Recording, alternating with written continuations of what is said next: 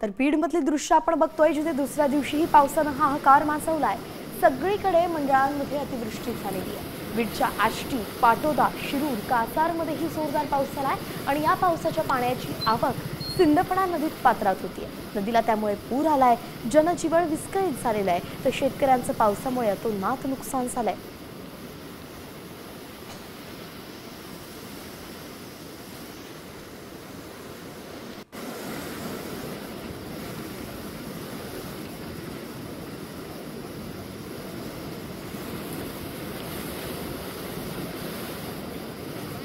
तर बीडच्या याच सगळ्या परिस्थितीचा आढावा घेतलाय आमचे प्रतिनिधी योगेश काशीद यांनी।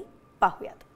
यामध्ये गेल्या 2 दिवसापासून पावसाने हाहाकार माजवलेला आहे। याच पावसामुळे शेतकऱ्यांचं मोठ्या प्रमाणात नुकसान झालं असून डोंगर पट्ट्यामध्ये जोरदार पाऊस झाला। विशेष पाहायला गेलं तर आष्टी, पाटोदा आणि शिरूर या भागामध्ये जोरदार पाऊस झाला। डोंगराळ भागामध्ये पाऊस झाल्यामुळे पाण्याची आवक जी आहे ते सिंदफणा नदी पात्रामध्ये येताना पाहायला मिळते आणि या सिंदफणा नदीला आता पूर आल्याचे एकंदरीत चित्र पाहायला मिळते। गेल्या 2 दिवसांमध्ये बीड जिल्ह्यामध्ये धुवाधार पाऊस पाहायला मिळाला आणि ज्या पावसानं हाहाकार घातला होता त्या पावसामुळे शेतकऱ्यांचं अतोनात नुकसान झालेलं आहे। बीड जिल्ह्यातील सर्वच महसूल मंडळांमध्ये आता अतिवृष्टीची नोंद झालेली आहे। तर विशेष पाहायला गेलं तर बीडचे जिल्हाधिकारी विवेक जॉन्सन आज यांनी सर्व शाळांना सुट्ट्या दिलेल्या आहेत आणि एकंदरीत पाहायला गेलं तर बीड जिल्ह्याच्या इतिहासामध्ये पहिल्यांदाच एवढा मोठा पाऊस जो आहे ते शेतकऱ्यांना आणि त्याचबरोबर नागरिकांनी पाहिलं तर चित्र देखील पाहू शकतात। काय नुकसान झालं तुमचं, काय सांगाल?